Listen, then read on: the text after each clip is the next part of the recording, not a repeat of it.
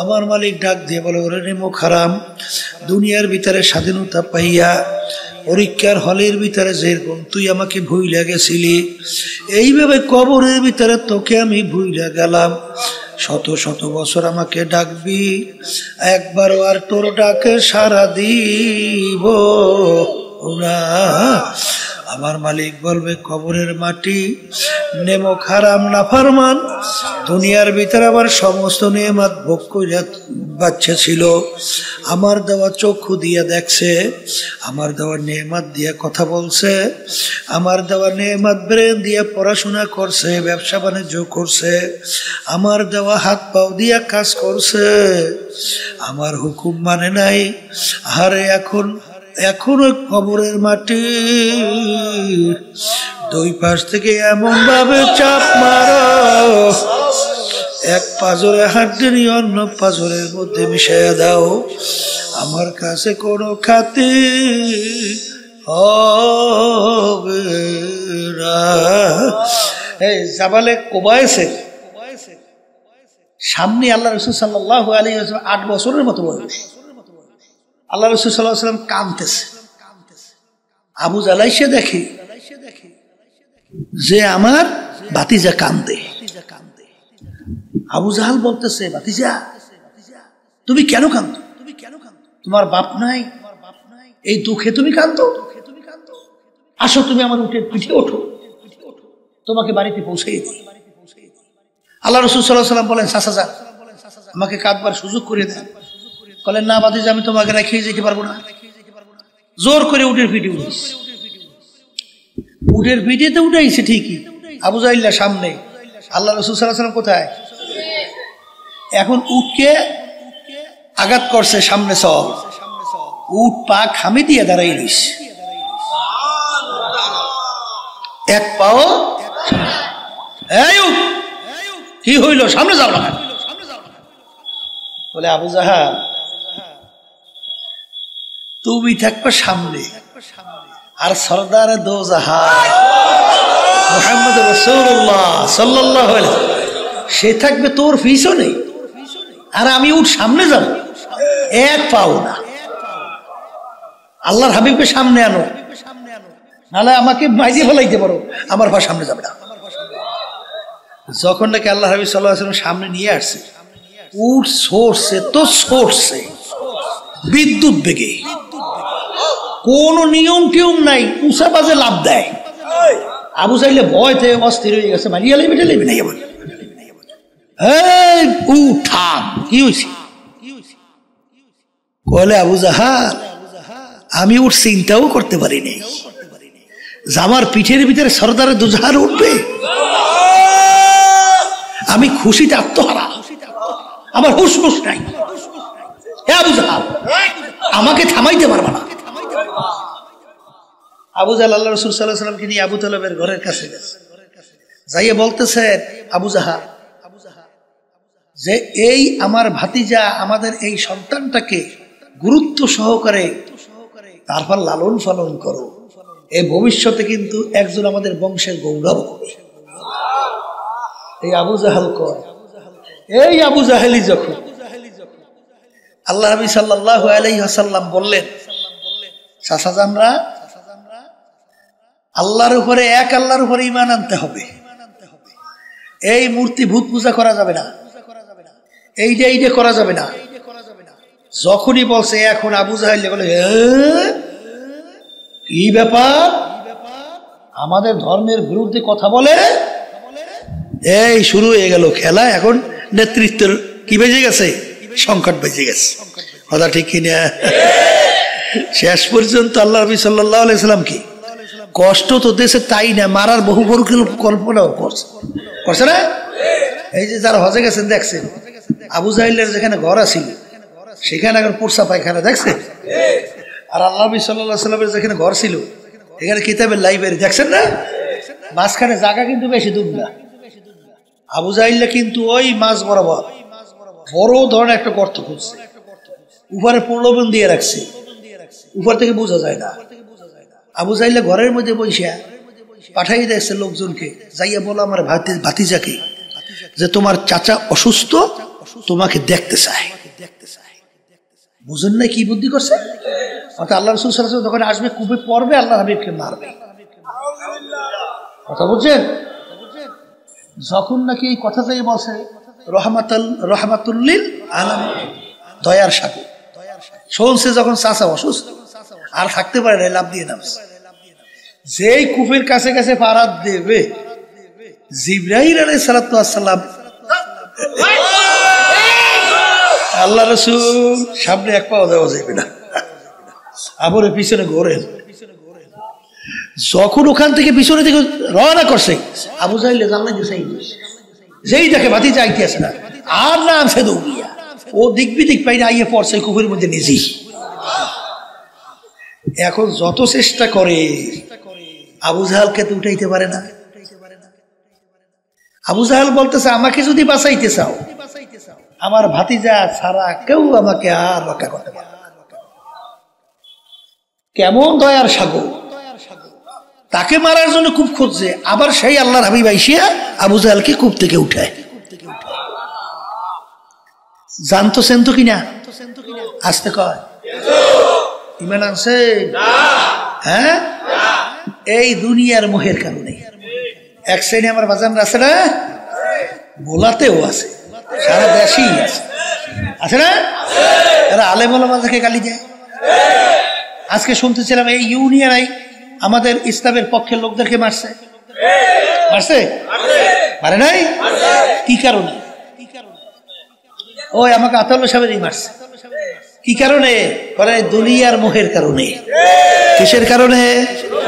আবার কন্যা, এই দুনিয়ার মোহের কারণে। ওরা কিন্তু সব যাই না বুঝেও, কিন্তু তারপরেও কিন্তু ওরা এই পথে হাঁটতে পারে না, এই দুনিয়ার মোহের কারণে। আর এইটাই হলো দুনিয়ার, আল্লাহ হাবিব বলে সবচেয়ে গুনার মূল। এটা গুনার কি? তা যারা নাকি ব্রেন ভালো, তারা চিন্তা করবে যে আল্লাহ রাসূল সাল্লাল্লাহু আলাইহি ওয়াসাল্লাম, আল্লাহু আকবার, তার 3200 মতো মুআজিজা আল্লাহ রাব্বুল আলামিন তার থেকে প্রকাশ করছেন।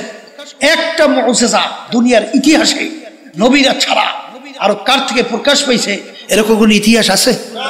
জোরে কর না, আছে আছে আছে। এই পাথরকে বলে পাথর কথা বল, পাথর কথা বলে। আবু জাহেলের পরীক্ষা, কথা কয় না? আবু জাহেল বলে চাঁদ 2 টুকরো করে দেখাও।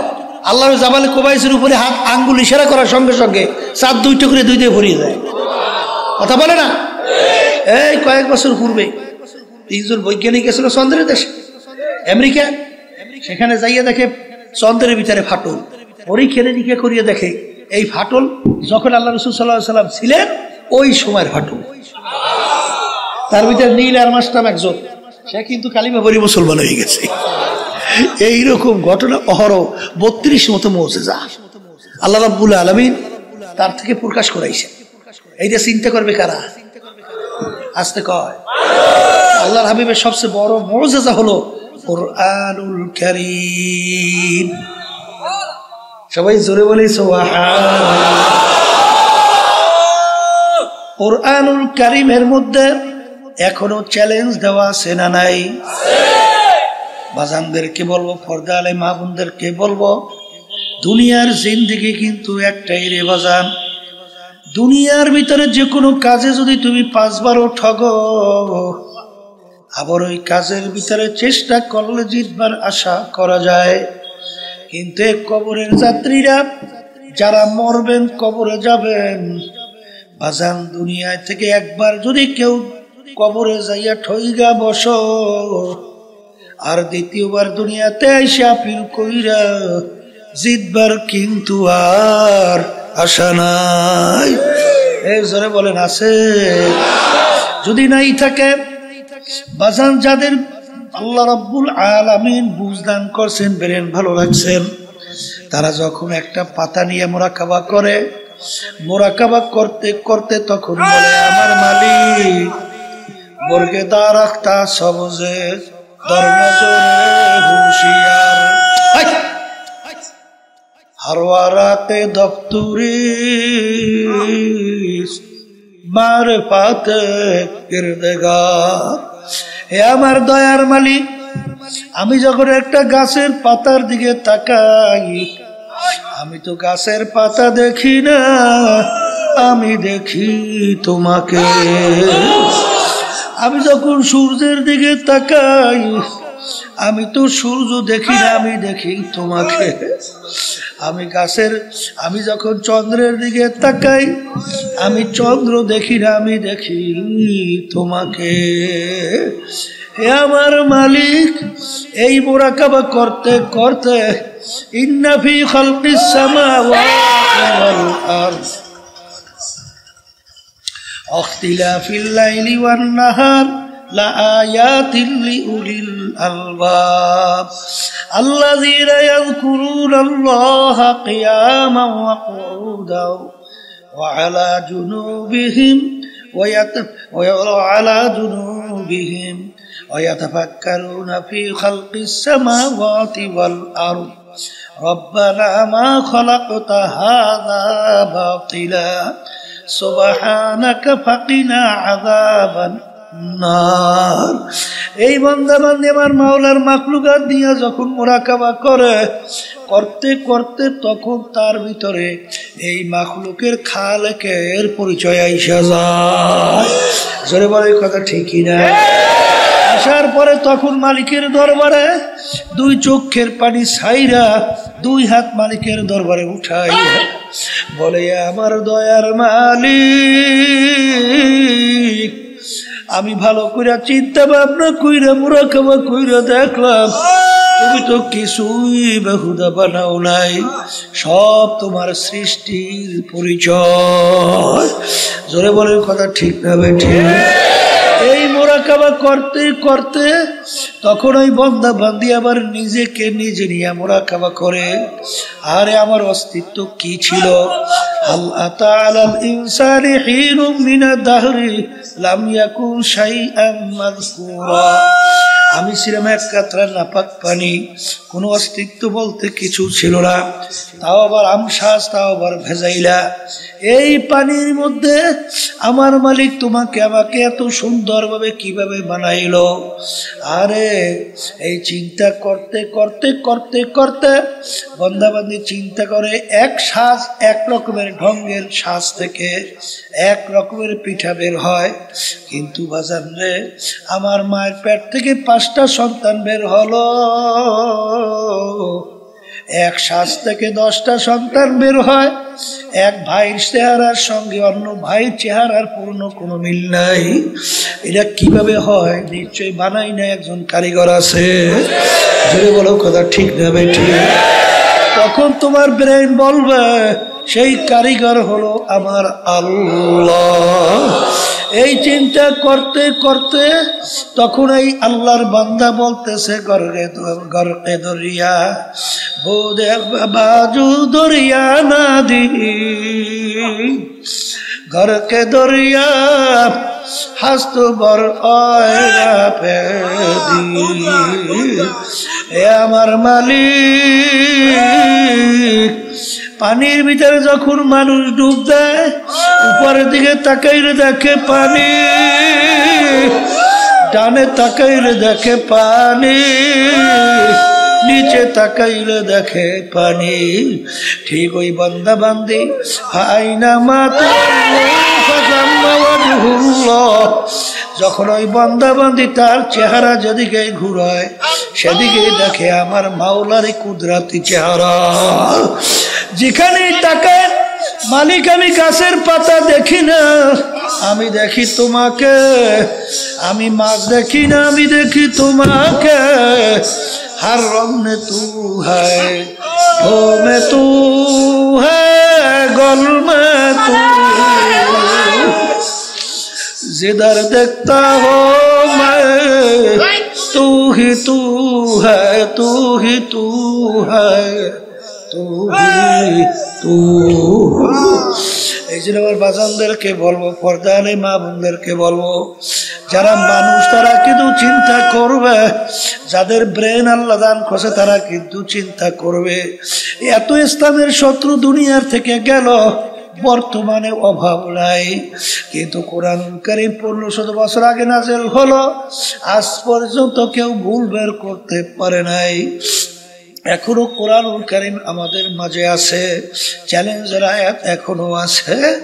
এখনো কেউ যদি আমার বাজানদেরকে বলি, পর্দা আলে মা বোনদেরকে বলি, বাজান তোমার কবরে তুমি যাবা, আমার কবরে আমি যাব, তোমার কবরের প্রশ্নের উত্তর তুমি দিবা, আমার কবরের প্রশ্নের উত্তর আমি দেব। বাজান কবরে কিন্তু কোনো দলাদলি নাই। কেউ যদি কবরে পরিচয় দাও আমি চরমনাইল মরি, এই পরিচয় কবরে কোনো কাজ হবে না। কেউ যদি পরিচয় দাও আমি সারসিনার, আমি ফুরফুর, আমি জৈনপুর, আরে আমি আট্টসি, আমি রাজারবাগ, দেওয়ানবাগ, আমি সুরেশ্বর, আমি মাইজ ভান্ডার, আরে আমি তাবলিগের লোক, আমি জামাতের লোক, আমি বিএনপির লোক, আমি আওয়ামী লীগের লোক, এই পরিচয় কিন্তু কবরে চলবে না। এ কবরের যাত্রীরা, কবরে কিন্তু সবার জন্য প্রশ্ন তিনটা। 1 নম্বর প্রশ্ন মান রব্বুকা, 2 নম্বর প্রশ্ন আমান দীনুকা, 3 নম্বর প্রশ্ন আমান নাবিয়ুকা।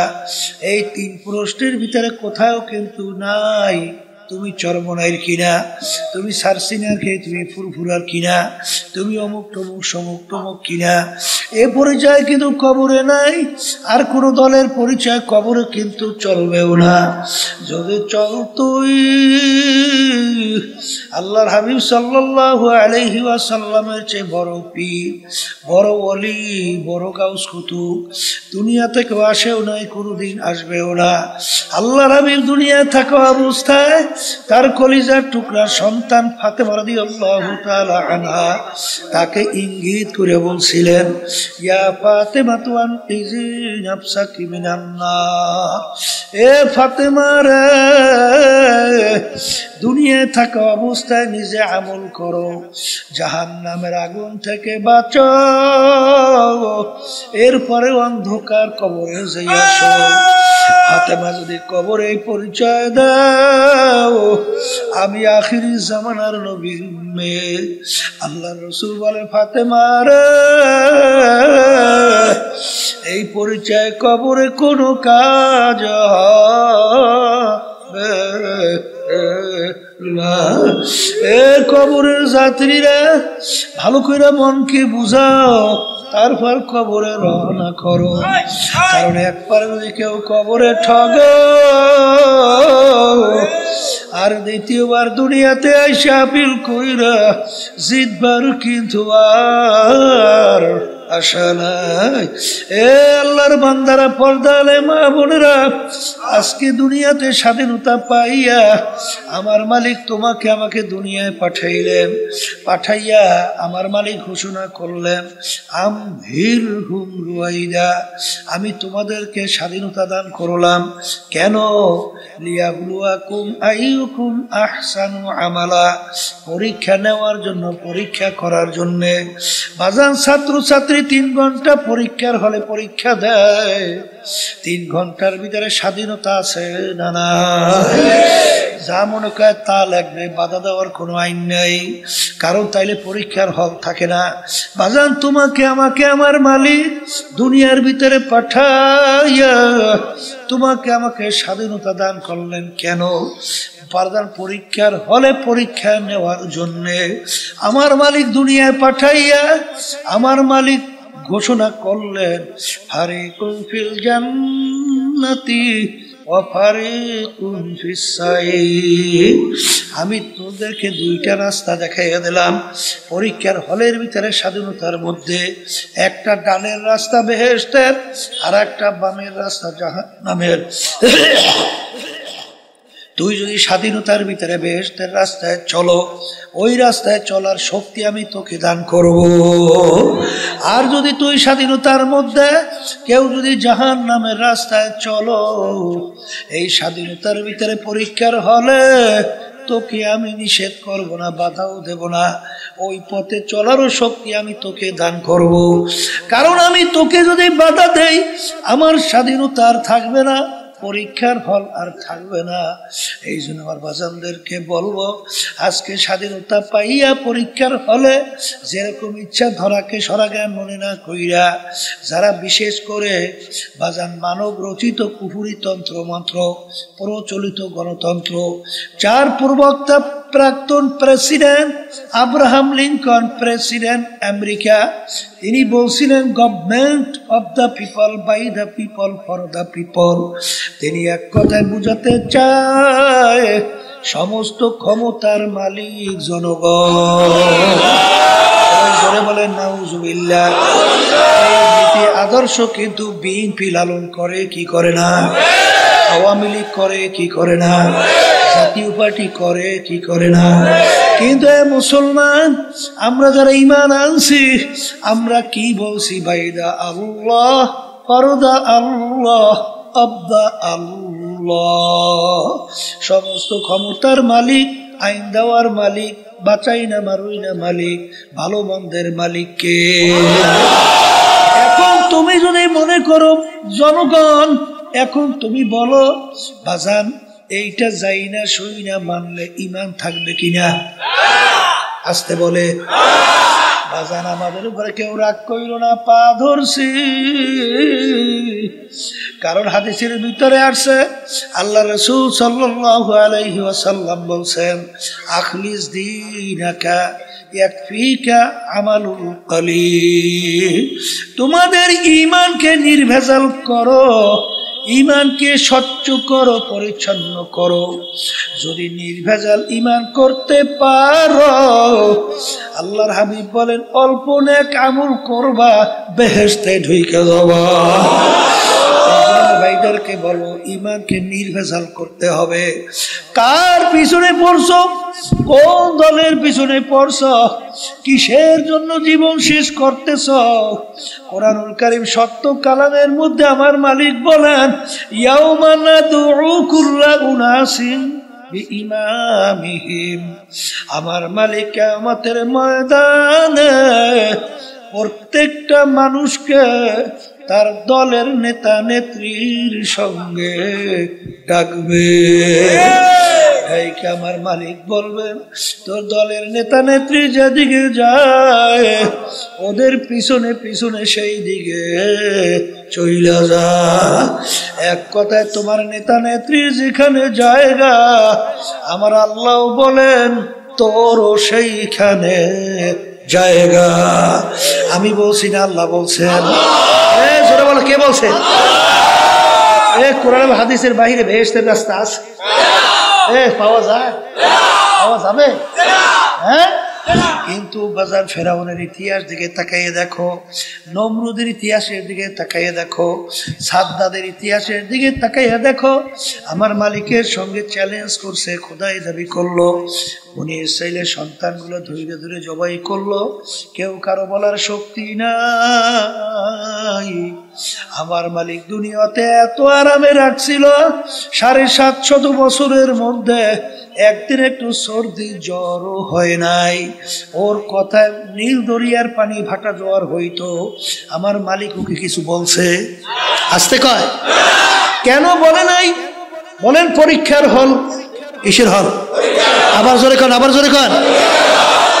পরীক্ষার হলের কারণে যা মনে করে তা করছে, কিছু বলে নাই। আজকে স্বাধীনতা পাইয়া যা মনে করে তা করবা, আমার মালিক কিছুই বলবে না। কিন্তু মনে রাখিও, যেদিন হায়াতের বেড়া পার কইরা মৌতের বিছানায় যখন পেটখানা ভাসাইয়া দিবা, আমার মাওলার হুকুম অনুযায়ী যখন আজরাইল আলাইহিস সালাম যখন থাবা দিয়া ধরবে, এখন তাকাইয়া দেখো কই তোমার দল, কই তোমার নেতা নেত্রী, কই তোমার টাকার গরম, কই তোমার বংশের গরম, কই তোমার শিক্ষার গরম, কই তোমার সভাপতিগিরি, সেক্রেটারিগিরি, কই তোমার শিক্ষার গরম, কই তোমার সৌন্দর্যের গরম। এখন তাকাইয়া দেখো, সাদা 3টা কাপড় দিয়া পেঁচ দিয়া ফেলাইয়া রাখছে। কই তোমার সারগিরি, কই পীরগিরি, কই মেম্বারগিরি, কই চেয়ারম্যানগিরি। আপনি আমাকে আমাদের সবাইকে মাফ করিয়া দেন। আরে এখন তাকে দেখো, সন্তানেরা কান্দে, আরে আব্বা আব্বা কইয়া ডাকে, আব্বা তো আর ডাকে সাড়া দেয় না। ছোট বাচ্চা এসে ধাবাস ধাবাস গায়ের ভিতরে পড়ে, ওই বাপ তো আর সাড়া দেয় না। ওই খুলনা সেদিন কারো মাহফিল করিয়া আসলাম, মাহফিলের পাশে আব্দুল্লাহ কইয়া ছিল, একেবারে যুবক ছেলে। বাজান প্রতি বছর মাহফিলে আমাদেরকে নিয়ে বাজার নাস্তা করাইতো, মেহমানদারি করাইতো। বাজার এক বছর যাইয়া দেখি আব্দুল্লাহকে দেখি না। জিজ্ঞাসা করি ব্যাপার কি? হুজুর ওদি কিছুদিন আগে ইন্তেকাল করছে। আরে 3 বছরের বাচ্চাটা ওর লার যখন আসিয়া ঘরের বারান্দায় রাখছে, বাচ্চাটা এসে আব্বা আব্বা কইয়া ডাকে আর বারবার গায়ের ভিতরে পড়ে। বাপ তো আর ডাক দেয় না, বাপ তো আর বাচ্চার ডাকে সাড়া দেয় না। এরকম তো একদিন আসবে যেদিন তুমি ওইরকম শুয়া থাকবা, 3টা কাপড় দিয়া পেয়ে দেবে, যত চিল্লাইবে যত ডাকবে আর তো সারা দিবে না। এরকম দিন কিন্তু বেশি দেরি নাই। কখন কোন সময় আসবে তোমারও জানা নাই, আমারও জানা নাই। স্বাধীনতা পার কইরা যখন কবরে যাবে, এখন নাফরমান ডানে দিকে তাকাইয়া দেখে মাটি, বামের দিকে তাকাইয়া দেখে মাটি, নিচে মাটির বিছানা, উপরেতে চাপা মাটি, ভাইগা যাইতে পারবা না। আরে এখন দিক বিদিক হারাইয়া এখন আল্লাহকে ডাকে, আল্লাহ আল্লাহ। আমার মালিক ডাক দিয়ে বলে, ওরে নেমো খারাম, দুনিয়ার ভিতরে স্বাধীনতা পাইয়া পরীক্ষার হলের ভিতরে যেরকম তুই আমাকে ভুইলা গেছিলি, এইভাবে কবরের ভিতরে তোকে আমি ভুইলা গেলাম। শত শত বছর আমাকে ডাকবি, একবারও আর তোর ডাকে সাড়া দিব না। আমার মালিক বলবে, কবরের মাটি নেমো খারাম নাফরমান, দুনিয়ার ভিতরে আমার সমস্ত নেয়ামত ভোগ কইরা বাচ্চা ছিল, আমার দেওয়া চক্ষু দিয়া দেখছে, আমার দেওয়া নেয়ামত দিয়া কথা বলছে, আমার দেওয়া নেয়ামত ব্রেন দিয়া পড়াশোনা করছে, ব্যবসা বাণিজ্য করছে, আমার দেওয়া হাত পাও দিয়া কাজ করছে, আমার হুকুম মানে নাই। আরে এখনো কবরের মাটি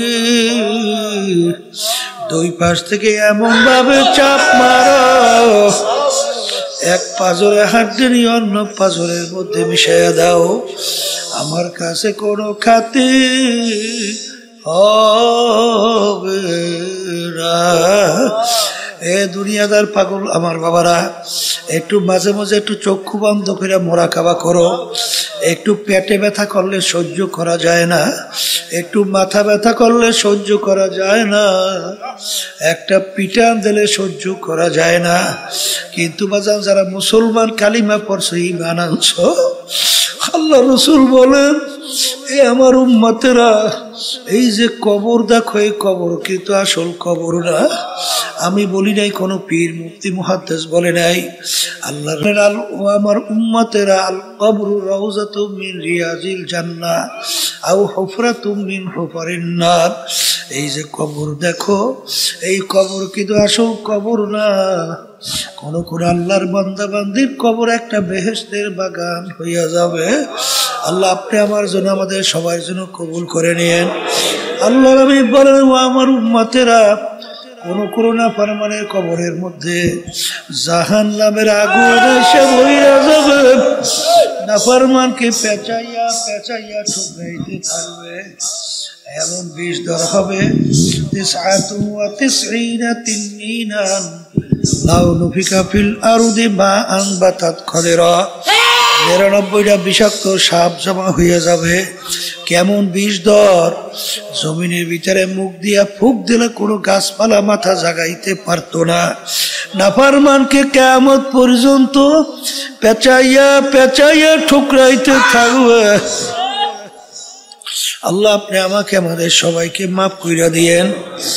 আরে আমার বাজানদেরকে বলবো, কিয়ামতের ময়দান এমন কঠিন, এক হাত বা সোয়া হাত মাথার উপরে আমার মাওলা সূর্য বুর করিয়া ছাইরা দেবে। বাজার কিয়ামতের ময়দানে গাছ নাই, ঘর নাই, বাড়ি নাই, পানি নাই, জমিনটা হবে তামার জমিন। সূর্যের তাপে তামার জমিন পুইরা লাল চামড়ার মতো লাল হইয়া যাবে। বাজান ভাগুইনাও জাগা নাই, সূর্যের তাপে নাফরমানদের তালুটা টাস টাস করে ভাইটা মগজ গুলা ভাতের মতো উতলাইয়া বাইয়া বাইয়া পড়তে থাকবে। লা ইয়ামুতু ফিহা ওয়া লা ইয়াহইয়া, মানুষ বাঁচবেও না মরবেও না, মৌত তালাশ করে আর পাওয়া যাবে না।